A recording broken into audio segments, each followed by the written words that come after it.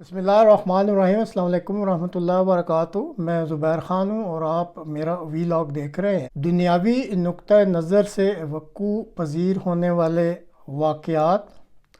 حالات اور زمینی حقائق کی روشنی میں غزہ قضیہ کے بارے میں ایک مختصر سا تجزیہ آج کے پروگرام میں پیش کرنا مقصود ہے۔ اب کسی بھی درست تجزیے کے لیے ضروری ہوتا ہے کہ زمینی حقائق کی روشنی میں یہ ضرور دیکھا جائے کہ کسی بھی قضیہ کے اہم سٹیک ہولڈرز کون ہیں۔ تو جب ہم غزہ میں ہونے والے یہ جو جنگ یا قضیہ ہے اس کے اہم سٹیک ہولڈرز پر نظر ڈالتے ہیں تو یہ 4 ایسی شخصیتیں ہیں جن کو کہا جا سکتا ہے کہ یہ اس وقت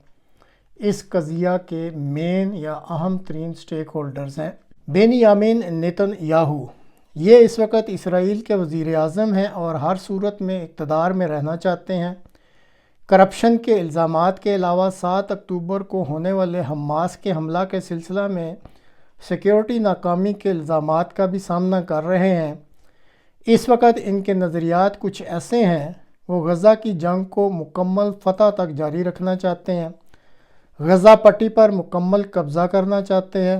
جنگ میں کامیابی کے بعد اسرائیل کی تمام سرحدوں کے ساتھ ساتھ بفر زون بنانا چاہتے ہیں۔ بفر زون وہ ہوتا ہے جس میں آپ سرحد اور دشمن کے ایریے کے درمیان کچھ خالی علاقہ چھوڑ دیتے ہیں تاکہ براہ راست جو ہے وہ سرحد پہ دشمن حملہ نہ کر سکے، اور اسی طرح جب کوئی حملہ آور حملہ کرنا چاہے تو بفر زون کی وجہ سے ایک ارلی وارننگ یا پیشگی اطلاع ملنے میں بھی اس زون کی وجہ سے مدد مل جاتی ہے۔ اسی طرح نیتن یاہو کسی بھی غیر ملکی یا عرب افواج کو اس علاقہ میں امن کے لیے تعیناتی کی اجازت دینے کے حق میں نہیں ہیں اور فلسطینی علاقہ میں آزاد فلسطینی ریاست کے شدید مخالف ہیں۔ دوسرے جو اہم سٹیک ہولڈر ہیں اس قضیہ میں، ان کا نام ہے سمچا روٹ مین۔ یہ انتہا پسند صہیونی مذہبی پارٹی سے تعلق رکھتے ہیں۔ موجودہ وزیر اعظم نیتن یاہو ان کی پارٹی کی مدد اور حمایت کی بدولت ہی برسر اقتدار ہیں۔ اس پارٹی کے منشور کا اہم ترین نقطہ یہ ہے کہ سارے فلسطین میں یہودیوں کی آبادکاری کی جائے، وہ مشرقی یروشلم، مغربی کنارہ اور غزہ کے علاقہ پر مکمل قبضہ اور ان علاقوں سے فلسطینیوں کی بے دخلی اور ان علاقوں میں یہودیوں کی آبادکاری کے پرزور حامی ہیں۔ ان کے مطابق اس وقت سنہری موقع ہے کہ غزہ سے فلسطینیوں کو نکال باہر کیا جائے اور فوری طور پر یہاں یہودیوں کو آباد کر دیا جائے۔ ان کی پارٹی کے منشور کے بنیادی نکات کے مطابق فلسطینی علاقہ دراصل یہودیوں کا اپنا ہی علاقہ ہے اور اس علاقہ میں کسی دوسرے کو رہنے، بسنے یا حکومت کرنے کا کوئی حق نہیں ہے۔ اب اس قضیہ میں جو تیسرے اہم ترین سٹیک ہولڈر ہیں وہ ہیں جو بائیڈن۔ یہ امریکی صدر ہیں اور اسرائیل کو ہر پلیٹ فارم سے ہر قسم کی مدد مہیا کر رہے ہیں، تاہم ان کے نقطہ نظر کے مطابق اس علاقہ میں فلسطینی اتھارٹی کی زیر نگرانی فلسطینی ریاست قائم ہونی چاہیے اور ان کو اپنے معاملات آزادانہ طور پر چلانے کی اجازت ملنی چاہیے۔ اس علاقہ میں 2 ریاستوں کا قیام امریکہ اور اس کے حلیفوں کی سرکاری پالیسی بھی ہے اور وہ اس پر سال 1990 سے قائم ہیں۔ چند روز قبل امریکی صدر نے اپنی نائب صدر کمالا ہارس کو مشرق وسطیٰ بھجوایا۔ انہوں نے دبئی میں خطاب کیا اور یہ چند نکات جو ہے انہوں نے دنیا کے سامنے پیش کیے۔ ان نکات میں انہوں نے کہا کہ اس علاقہ میں جبری بے دخلی کو ختم کیا جانا چاہیے، دوسروں کی سرزمین پر طاقت کے ذریعے قبضہ نہیں کیا جانا چاہیے، کسی بھی علاقے کا محاصرہ یا سیج نہیں کی جانی چاہیے، کسی ایک طبقہ کی سرزمین کو کسی دوسرے طبقہ کو نہیں دیا جانا چاہیے، اور اسی طرح غزہ اور مغربی کنارہ کو اکٹھا کر کے ایک فلسطینی آزاد ریاست بنا دینی چاہیے۔ اب اسی قضیہ میں جو چوتھے اہم ترین رکن ہیں ان کا نام ہے مصطفیٰ بارغوثی۔ یہ فلسطینیوں کے ایک نئے لیڈر ہیں جو کسی قسم کے تشدد یا جارحانہ کارروائیوں کے سخت خلاف ہیں۔ یہ اس وقت اپنی پارٹی فلسطین نیشنل انیشیٹو کے سیکرٹری جنرل ہیں۔ وہ سمجھتے ہیں کہ اسرائیل غزہ کے علاقہ سے فلسطینیوں کو بے دخل کر کے اس پر مکمل قبضہ کرنا چاہتا ہے، اور اگر وہ اس میں کامیاب نہیں ہوتا تو کم از کم شمالی غزہ اور غزہ شہر تک قبضہ کر کے وہ اس علاقے کو اسرائیل میں ضم کر کے اپنا سیکیورٹی زون بنانا چاہتا ہے۔ یہ خود بھی اس امر کے حامی ہیں کہ فلسطینیوں کو ان کی ایک علیحدہ آزادانہ ریاست بنا کر دے دینی چاہیے تاکہ وہ بھی سکون کے ساتھ اپنی زندگی گزار سکیں۔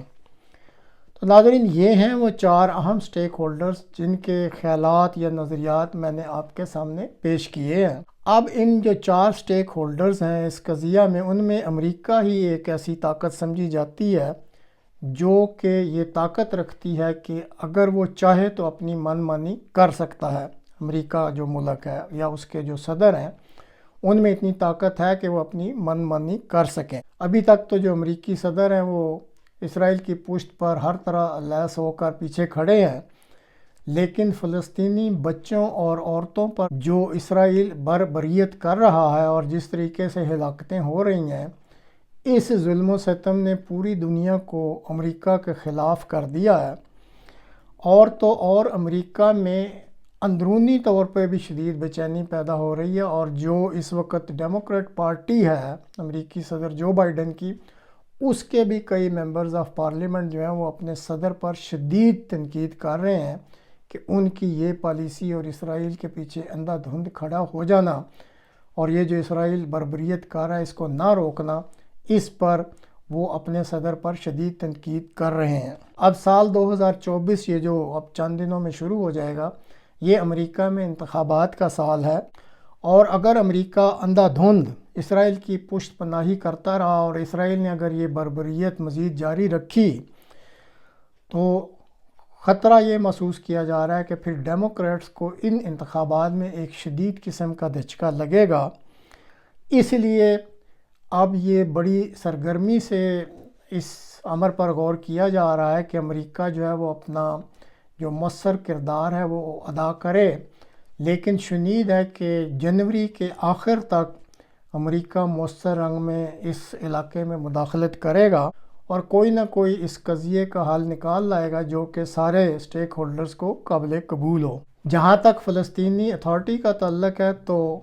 یہ بات بالکل روز روشن کی طرح عیاں ہے کہ وہ انتہائی کرپٹ ہیں، اس کے جو عہدیداران ہیں، اور انتہائی نااہل ہیں۔ حماس جس نے یہ سارا معاملہ شروع کیا تھا،